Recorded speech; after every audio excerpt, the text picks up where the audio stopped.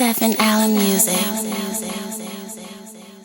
First things first, I do not recommend you do this at all. Avoid it at all costs unless it's absolutely necessary. The whole purpose of recording is to capture performance. And if you punch in and out every bar, it's going to start sounding very unnatural. It's going to start sounding very robotic, especially if you do not do this correctly. I actually don't even allow rappers to do this when I'm recording them, unless it's for a specific reason. For example, like if they verse is perfect, but they mess up like one or two words, then I'll punch in and out those few words. Or if I need them to change their tone when they're saying certain phrases so that it matches how they would say it in real life, that's when I would utilize punch in and out recording. But just not being able to get through your verse is not an excuse to use this technique. That's abusing it. And two, your performance will actually suffer doing this. So if you're having trouble getting through your verse, you need to rewrite your verse to where you can say all your words clearly, you can breathe naturally and get through it. The easy way to do this and the easy way to think about it and go about this route is to either punch in on the same lead track. If you got your timing right and you just hit play, you rap with it, and then as you're rapping with it, the engineer is just gonna punch you in and out at the points that he needs to. That will solve that problem. Or you can have the engineer mute the parts that you want to fix, use a different track, punch in on those tracks, and then once you're done recording your punch ins, you just move them up to the lead track and just do a crossfade to cross in and out so that you don't get no clicks and pops. And when you play it all back, once it's edited, it should sound like you did it all in one take. And that's how you actually should be using this technique. As a beginner, I understand that this is going to feel like an easy way to get through your session, but the con of that is that your songwriting will suffer because of it, because you're taking an easy way out. And two, when you're performing, it's not going to go well all the time, especially if you can't remember your words. So what I suggest you do is always practice your verse. Make sure you can always get through your whole entire verse without punching in and out, and then go record. And then you use this technique to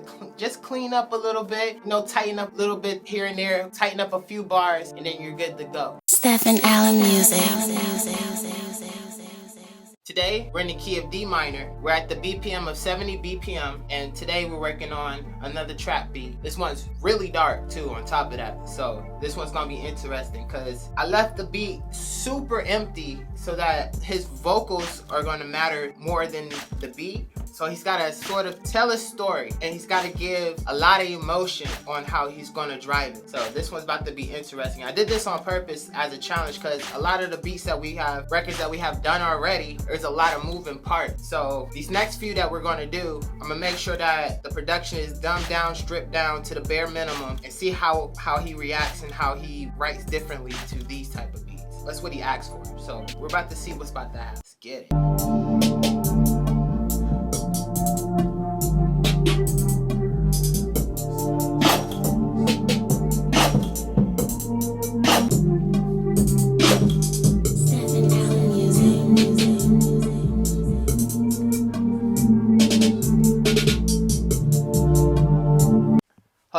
Hold up. Key tip in the studio. I bought some honey for the studio. Organic honey. This man trying to drink it. Trying to get that voice in.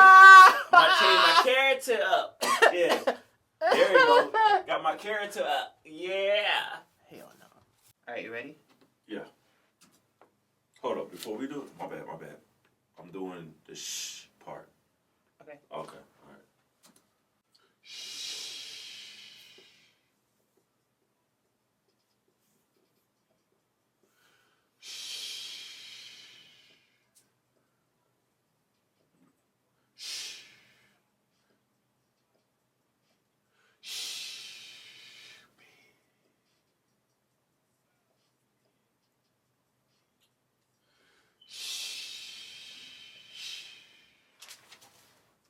Alright, dub that.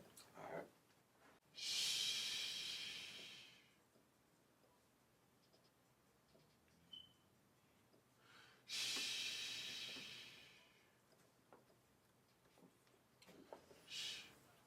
I ain't catch that. Alright, you ready? Yeah.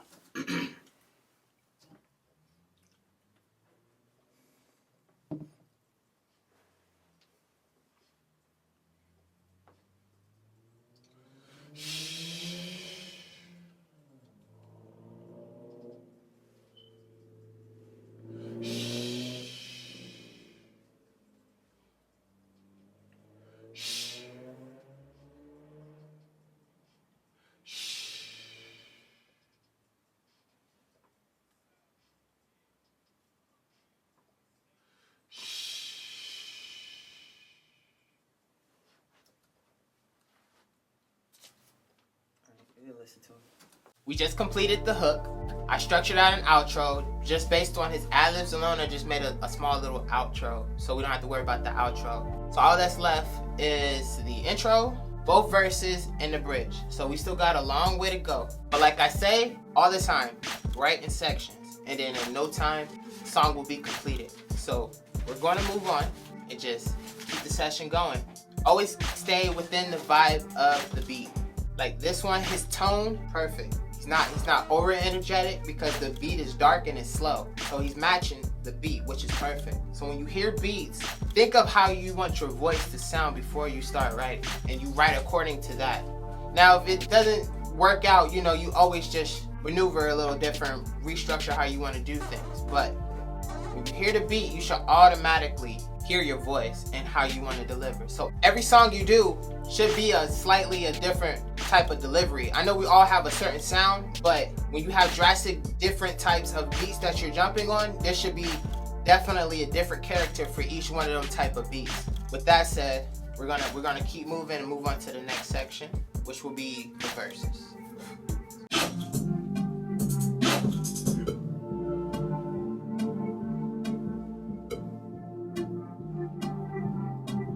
StephenAllen music.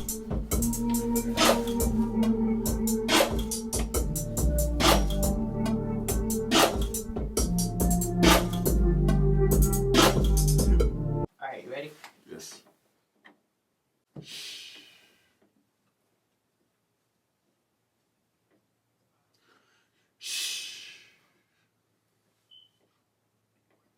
Nah. Investment.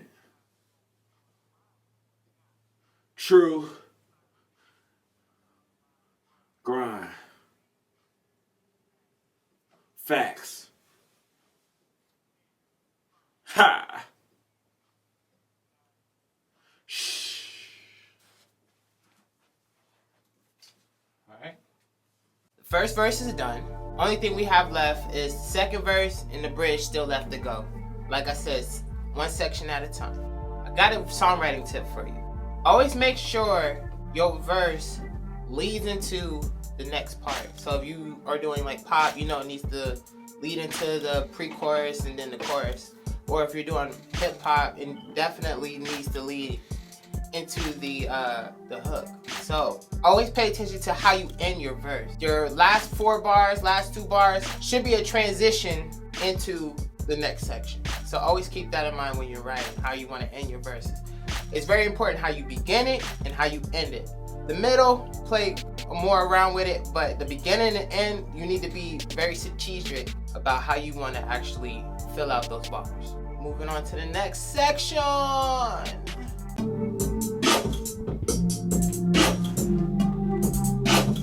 Moving silence, yeah, what you want, forget what they saying.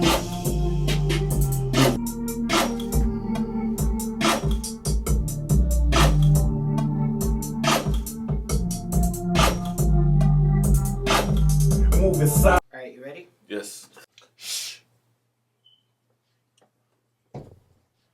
Dream. Scheme. You? Cream.